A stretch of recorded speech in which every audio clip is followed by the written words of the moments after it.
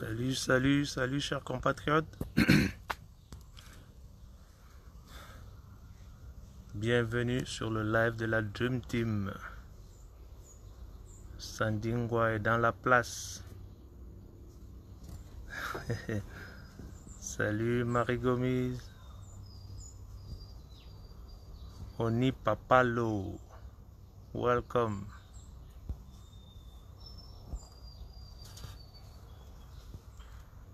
Alors, aujourd'hui, nous avons délocalisé le live de la Dream Team. Nous avons décidé de faire une petite table ronde. La table ronde de la Dream Team. Yeah. Vous avez remarqué que nous sommes en pleine élection ici aux États-Unis et tout le monde entier a les yeux braqués sur le state. Alors nous allons décortiquer un peu cette élection. En tout cas, bienvenue, partagez le live.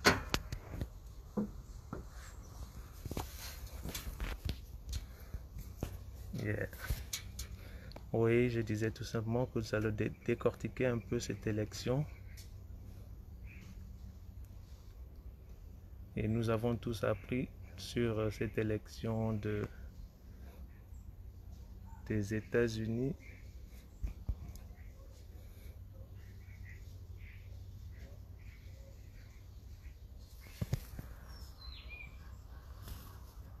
Oui, oui. En tout cas, donc, nous allons rentrer dans le vif du sujet. Aux États-Unis, vous avez bien remarqué que tous les gouverneurs de ces grands États ont décidé de compter le vote des électeurs.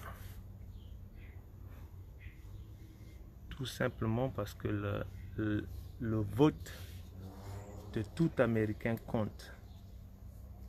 Et nous nous rendons compte qu'au Gabon, les institutions en place en 2016 ont décidé de annuler le vote de plusieurs bureaux du premier arrondissement, ainsi privant les Gabonais de leur droit fondamental qui est le vote. Ici aux États-Unis, les Américains se sont levés pour faire parler leur voix. Et la Dream Team a décidé de se battre pour faire parler la voix des Gabonais également. Nous devons respecter le vote du peuple. Nous sommes très étonnés de voir certains intellectuels gabonais qui parlent d'élections en 2023. Sur quelle base nous allons aller aux élections en 2023 quand on sait que les institutions sont déjà afféodées au pouvoir en place? Peuple gabonais, nous ne pouvons pas aller aux élections avec des institutions qui vont du jour au lendemain déclarer des pédégistes vainqueurs. Nous avons eu une élection aux États-Unis qui nous donne encore une fois de plus le courage de continuer ce combat que nos pères ont combattu depuis plus de 50 ans. Le droit de vote ici aux États-Unis pour les Noirs a été adopté en 1965. Ça veut dire qu'il y a 55 ans de cela, nous avons eu des gens comme Martin Luther King, Malcolm X, qui se sont battus pour le droit de vote aux États-Unis. Et la Dream Team se met dans cette même lignée. de ces grands personnages qui se sont battus pour la légitimité du peuple, qui se sont battus pour l'amour du prochain, qui se sont battus pour les inégalités aux États-Unis. Et la Dream Team se met dans cette même lignée. Nous allons certainement subir et essuyer les moqueries des gens, mais ce combat que nous menons est un combat noble. Et nous avons décidé d'aller jusqu'au bout pour défendre le droit du peuple gabonais, qui est envahi par des gens venus d'ailleurs. Donc, en un mot, le vote de 2016 n'est pas derrière nous. Et nous continuerons à nous battre pour faire entendre la voix du peuple gabonais. Sans plus tarder, je vais passer la parole au vieux Soukous, le sénateur de la Dream Team, celui sans qui la Dream Team n'est rien, qui va également s'adresser à vous, peuple gabonais. Et la Dream Team est quelque chose de vivant avec moi et Franck et Alain Serge. C'est pour vous dire que nous devons être unis. Si la Dream Team fait ce qu'elle fait, c'est parce qu'il y a 3 personnes qui sont dédiées à la cause. Bien, vous avez suivi ce qui s'est passé aux États-Unis. C'est juste la démonstration que pour gérer les États-Unis, il faut compter sur le consensuel. C'est par consensus qu'on gouverne. Ce vote ici n'a été que la sanction à l'occupant de la Maison-Blanche à cause de son arrogance, parce qu'il ne voulait pas que les autres participent aux décisions. Et le peuple, justement, l'a sanctionné, et en choisissant Biden, qui était le vice-président d'Obama, et nous pensons que les choses vont entrer dans l'ordre sur le plan international et sur le plan local. Parce que ce qu'on a vu, c'est que le président actuel des États-Unis a voulu diriger par la peur et la division. Et aux États-Unis, ça ne marche pas. Le peuple s'est levé et a sanctionné Donald Trump. Donald Trump, pour eux, n'était plus bon pour les États-Unis. C'était un risque pour les États-Unis. Vous savez, le simple fait qu'il, par exemple, il voulait retirer les États-Unis de l'OMS, il voulait réduire les forces, la présence des États-Unis dans l'OTAN. Il oublie que ces instruments ont été créés avec la bénédiction des États-Unis après la guerre mondiale. Et c'était vraiment malheureux qu'on en arrive à ce point-là. Et voilà, le peuple l'a sanctionné. Et c'est Biden qui sera le prochain président des États-Unis. Il y aura des recours, bien sûr. Mais ces recours, je ne pense pas qu'ils vont changer la situation actuelle. Mais je vais parler maintenant du Gabon. Vous avez suivi ce qui s'est passé aux États-Unis. On a élu un président. Le président de la République a voulu influencer les élections. Mais les États, les élections sont contrôlées par les États aussi. Le gouverneur de la Pennsylvanie, je crois que c'est un républicain. Son secrétaire, c'est aussi un républicain. C'était la même chose en Géorgie. Malgré l'influence du président qui voulait qu'on arrête de compter, ces gouverneurs ont dit que le vote des Américains, certains ont perdu de leur vie pour avoir ce droit de voter. Ils ont dit tout simplement, nous irons jusqu'au bout, jusqu'au dernier bulletin de vote. Et ces votes-là doivent être comptés. Et c'est ce qui s'est passé. Maintenant, on attend les recours de Trump, mais je peux déjà vous garantir que ces recours n'iront nulle part. En ce qui concerne le Gabon, je vous rappelle que 2016 n'est toujours pas derrière nous. Et c'est très important. Nous avons la Cour qui est à la merci de la Légion étrangère. Nous avons la commission électorale qui est dans la poche de la Légion étrangère. Presque toutes les institutions sont à la merci de tous ceux qui font du mal au peuple gabonais. Comment pouvons-nous penser à 2023 quand le problème de l'élection de 2016 n'est pas encore réglé? C'est inadmissible. C'est inadmissible. Nous devons avoir un État qui fonctionne. Et la Légion étrangère a braqué tous les instruments étatiques. Le peuple gabonais doit se lever pour chercher la libération du peuple gabonais. Il faut que le Gabon soit dirigé sous le contrôle de son peuple. Le peuple gabonais ne doit pas subir ce qu'il subit actuellement. Nous n'avons pas de route. C'est la conséquence.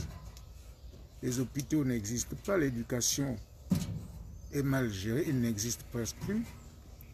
Et c'est la conséquence de cet anarque du régime actuel de Libreville. Encore une fois, je demande au peuple gabonais de se lever, de changer la direction que le pays doit prendre.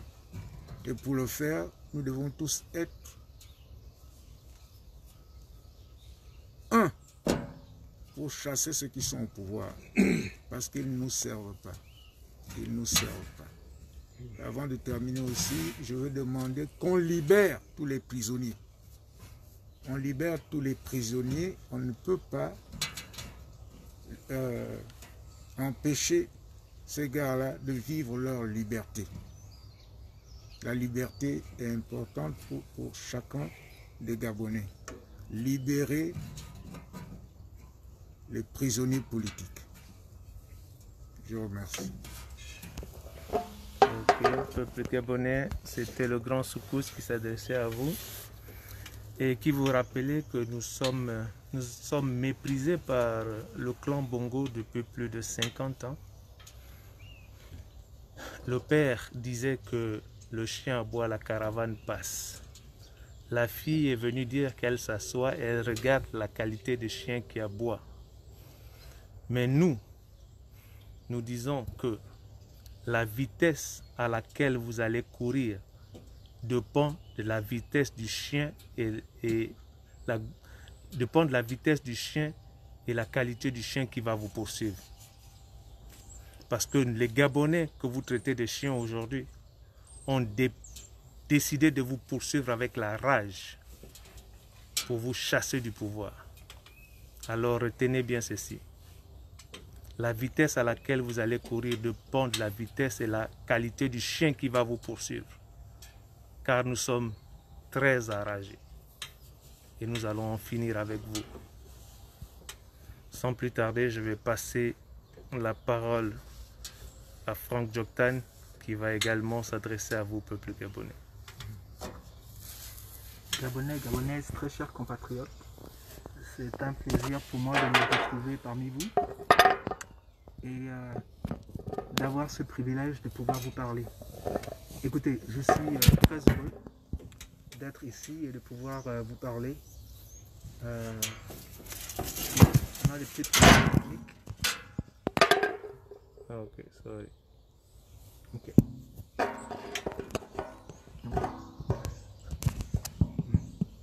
Très bien, merci. Gabonais, Gabonaises, très chers compatriotes, c'est vraiment un plaisir pour moi encore de me trouver parmi vous. Je suis content d'être avec Alain-Serge Obam et avec le frère, avec mon aîné Mukuma aussi. Nous sommes venus pour pouvoir nous adresser à vous. Il est important pour chacun de nous de comprendre exactement ce qui est en train de se passer dans le monde, pour pouvoir comprendre ce que nous pouvons faire pour améliorer les conditions de vie de nos compatriotes. Il est important de comprendre l'histoire américaine pour comprendre ce qui s'est passé dans les quelques heures qui se sont passées auparavant. Les Américains, les fondateurs sont venus dans ce pays parce qu'ils habitaient pour la plupart dans un pays qu'on appelait le Royaume-Uni, où il y avait une royauté. Et ils ont décidé de quitter ce pays parce qu'ils voulaient avoir plus de liberté.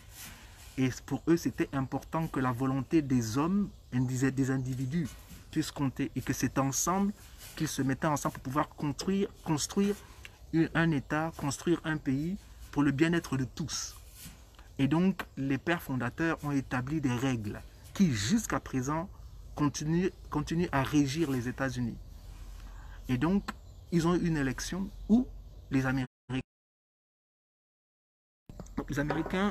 ont voté. Mais avant de parler de l'élection de 2020, il est important de comprendre ce qui s'est passé en 2016. En 2016, beaucoup de démocrates ont choisi de ne pas voter. Ils ont choisi de ne pas voter sans doute pour des raisons personnelles. Et ils ont énormément regretté le fait qu'ils n'ont pas exercé leur droit de vote. Parce que cela a permis à Donald Trump de prendre le pouvoir aux États-Unis. Et lorsque Donald Trump a pris le pouvoir aux États-Unis, il s'est comporté comme il s'est comporté, nous avons tous vu. Et beaucoup d'Américains en ont souffert. Beaucoup d'Américains se sont sentis offensés dans leur propre chair. Et cette élection, ils ont décidé qu'ils allaient voter et que le vote de chacun d'eux allait compter. Et qu'ils allaient changer profondément les États-Unis. Et comme l'a si bien dit le sénateur et Alain-Serge, sanctionner Donald Trump. Et alors les Noirs sont sortis en masse. On peut dire aujourd'hui que les gens qui ont amené au pouvoir Joe Biden, c'est les Noirs américains et en particulier les femmes. Et on voit très bien que ces groupes-là sont des groupes qui ont été marginalisés par Donald Trump. Mais ce que je voulais pouvoir dire, c'est quoi? C'est que c'était quand même, il faut qu'on le dise, Donald Trump est un homme quand même qui est assez puissant, qui a assez d'aura et qui a beaucoup de gens qui le suivent. Mais malgré cela, la volonté du peuple américain s'est imposée. Et malgré le fait qu'il a demandé qu'on puisse arrêter donc les élections, d'arrêter de compter les votes, on n'a pas pu arrêter ces votes-là, tout simplement parce que la volonté du peuple américain était forte. Chaque vote devait compter. Et il était important que l'on compte chaque vote avant que l'on puisse sceller cette élection pour pouvoir déterminer qui a gagné cette élection. Aujourd'hui, Donald Trump se plaint. Mais il se plaint d'un système qu'il a mené au pouvoir en 2016. Le système n'a pas changé, c'est le même système. Mais aujourd'hui, il se plaint parce que ce système-là ne lui est pas favorable, parce que les Américains ont choisi un autre candidat. Et j'aimerais pouvoir dire ici, parce que c'est très important, que la méthode dans la manière dont les Américains ont voté est différente cette fois-ci, parce que c'est le président Trump lui-même qui a demandé aux républicains de voter massivement, personnellement, le 3 novembre. Et déjà, il disait qu'il y aura de la fraude et qu'il y aura des votes qui seront illégaux. Il l'avait déjà dit, il avait déjà prédit, comme s'il était un prophète. Mais maintenant, c'est tout à fait normal. Si vous dites à vos partisans de ne pas voter avec des votes de correspondance et que vous disiez à vos partisans de voter seulement avec des votes en personne, c'est tout à fait normal que vous ne voulez pas considérer les votes qui sont par correspondance. Et c'est exactement ce qui s'est passé. Mais heureusement qu'en Amérique, les gens ne sont pas tous attachés par la pensée unique. Les Américains ont le droit de penser comme ils veulent et ils ont le droit aussi de s'exprimer comme ils veulent. Et c'est exactement ce qu'ils ont fait. Et donc, de manière évidente, on se rend bien compte que les Américains ont choisi Joe Biden. Et pour la première fois dans l'histoire américaine, les gens disent qu'on n'a jamais vu, il y a un record, c'est-à-dire que les Américains n'ont jamais voté avec autant d'enthousiasme que le 3 novembre 2020. La dernière fois qu'ils ont vu autant d'Américains venir pour voter, c'était en 1960, quand ils étaient en train d'élire un jeune président américain nommé John F. Kennedy. Donc ce qui s'est passé ici, c'est quelque chose d'exceptionnel. Et même Donald Trump aujourd'hui qui se plaint, il a eu énormément de votes. Hein. Il a aussi brisé quelques records. Il a eu plus de 65 millions de votes, ce qu'il a même mieux fait que 2016. Donc on voit très bien que les Américains sont venus, ils ont voté. Et voilà pourquoi on dit ici qu'il faut qu'on respecte les votes des gens. Et voilà pourquoi nous luttons jusqu'à présent. Parce que nous disons qu'au Gabon, il faut que les votes des Gabonais comptent. Et jusqu'à présent, la raison pour laquelle on lutte, la raison pour laquelle on se bat, c'est parce que nos votes n'ont pas été respectés. Les Gabonais ont voté d'une certaine manière et on leur refuse catégoriquement ce que les Gabonais veulent. Et voilà pourquoi notre pays ne fait que périr. Notre pays ne fait que se détériorer. Notre pays n'avance pas. Vous savez pourquoi les États-Unis est une grande nation? Parce que justement, ils entendent l'aspiration de leur peuple. Les Américains se sont exprimés et tout le monde respecte. Même un Donald Trump doit s'incliner devant la puissance du vote de chaque Américain. Et maintenant, c'est le temps à la guérison. C'est le temps de se recueillir et de pouvoir bâtir cette grande nation. J'aimerais rappeler ici que ma joie n'est pas due au fait que je m'attende à quoi que ce soit des États-Unis. Les Américains ne votent pas pour leur président pour résoudre notre problème au Gabon. Les problèmes du Gabon, c'est nous-mêmes les Gabonais qui allons résoudre ça. Comme les Américains, le peuple américain s'est imposé pour changer de président. C'est à nous les Gabonais de nous imposer pour qu'aussi on change de système et qu'on change de président et qu'on mette à la place quelqu'un qui nous est favorable. C'est nous les Gabonais. Ce n'est pas la France, ce n'est pas les États-Unis. Et aujourd'hui, je comprends de plus en plus que le salut du Gabon, la libération de notre nation ne viendra que de nous-mêmes. Ce n'est pas de quelqu'un d'autre. Et tant que nous-mêmes nous ne bougeons pas sur place, personne ne viendra nous aider.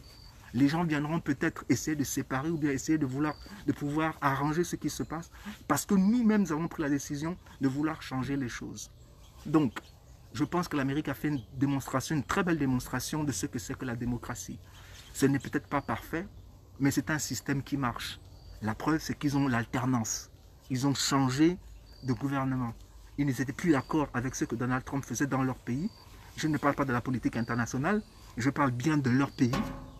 Les Américains se sont exprimés et maintenant la volonté du peuple américain a été établie. Que vous le vouliez ou pas,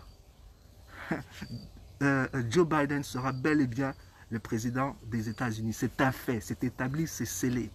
Et la vérité, c'est que même les républicains et même dans les États où le pouvoir était dans les mains des républicains, ils viennent à la conclusion que le peuple s'est exprimé. Donc quand le peuple s'exprime, vous voulez faire quoi? Vous ne pouvez que vous soumettre. Et c'est ça la démocratie. Comme disait Lincoln, le pouvoir du peuple, par le peuple et pour le peuple. Maintenant, j'aimerais pouvoir revenir un peu au Gabon.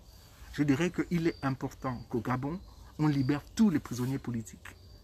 Il est impensable qu'au Gabon, nous avons encore des prisonniers politiques tels que Zibi et beaucoup d'autres. Nous avons le droit de pouvoir exprimer des idées qui sont différentes. Les gens ont le droit de s'exprimer. Les gens ont le droit de penser différemment. Et donc, j'ai des pensées en ce moment pour les familles, pour les enfants, surtout pour les femmes, qui aujourd'hui, on a ôté leur époux et qui sont obligés de prendre soin de leur famille toutes seules. Et ces enfants qui vivent sans leur père. Et nous disons que cela doit cesser. Que si nous voulons que le Gabon brille, que le Gabon réussisse, il faut absolument que ces enfants puissent retrouver leur père chez eux et que ces femmes puissent retrouver leur époux. Et donc, nous exigeons à ce gouvernement unique. Je ne m'en dis pas, j'exige. Nous exigeons. Nous vous donnons un ordre. Nous voulons que vous vous exécutez. Parce que nous sommes le peuple. Et nous disons que nous n'accepterons pas que nos frères croupissent en prison pour des idéaux politiques ou pour des positions politiques. Voilà. Et j'aimerais rappeler ici qu'il n'y aura jamais de stabilité au Gabon. Le Gabon ne pourra jamais se développer. Le Gabon ne pourra pas se prospérer tant que vous refusez d'écouter la volonté du peuple. Dieu lui-même, dans sa sagesse, écoute le peuple quand le peuple s'exprime. Le peuple de Dieu était un peuple qui n'avait pas de roi, mais ils ont voulu avoir des rois comme les autres peuples. Et Dieu lui-même s'est soumis à la volonté de ce peuple-là. Il leur a accordé un roi. Alors, qui est ce gouvernement unique gabonais qui refuse systématiquement ce que les Gabonais veulent? C'est une question de temps. Je sais que nous allons réussir et je sais que nous allons libérer ce pays et que nous allons permettre au Gabon d'être un pays où il fait bon vivre. Et quand l'aspiration du peuple gabonais sera établie, quand on va écouter ce que les Gabonais veulent, je vous garantis que cette nation qu'on appelle le Gabon sera une belle nation. Une nation où il fera bon vivre pour tous les Gabonais. Et tous ensemble, nous pourrons nous réjouir et profiter de notre nation. Et quand ça ne va pas, si nous avons des hommes et des femmes qui nous gouvernent mal, on va les sanctionner à chaque fois que nous avons l'occasion de voter parce que nos votes vont compter. Donc nous nous battons pour nos droits. Et c'est pour ça que ces gens-là ne veulent pas que nos votes comptent. Parce qu'ils savent que quand ils font mal, ils peuvent rester au pouvoir et que le vote, on ne pourra pas les sanctionner. Mais nous voulons changer cette paradigme. Nous voulons, à partir de maintenant, que notre vote soit respecté afin que lorsqu'ils agissent mal envers nous, on les sanctionne et on les remplace par des hommes et des femmes qui serviront les intérêts du Gabon et du peuple gabonais. Merci beaucoup de m'avoir écouté. Que Dieu vous bénisse. Et je vous souhaite tous une bonne soirée. Au revoir. Merci peuple gabonais, c'était Franck Joktan qui s'adressait à vous également. Et vous avez remarqué que les États-Unis, le peuple américain a décidé de faire ce qui n'a jamais été fait. Et ils ont obtenu ce qui n'a jamais été obtenu. Ils ont sanctionné l'arrogance et le mépris. Et nous, peuple gabonais, nous devons faire ce qui n'a jamais été fait, afin d'obtenir ce qui n'a jamais été obtenu, pour sanctionner l'arrogance et le mépris des pédégistes et du clan Bongo. Retenez bien ceci. La vitesse à laquelle vous courez dépend de la vitesse et la taille du chien qui vous poursuit.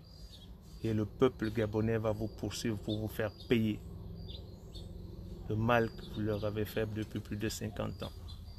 Ceci étant, la fin d'une chose vaut mieux que son commencement. Et nous irons jusqu'au bout. Merci beaucoup encore une fois de plus. Et à vendredi prochain, si Dieu le veut, devant le sanctuaire de la Dream Team à Washington.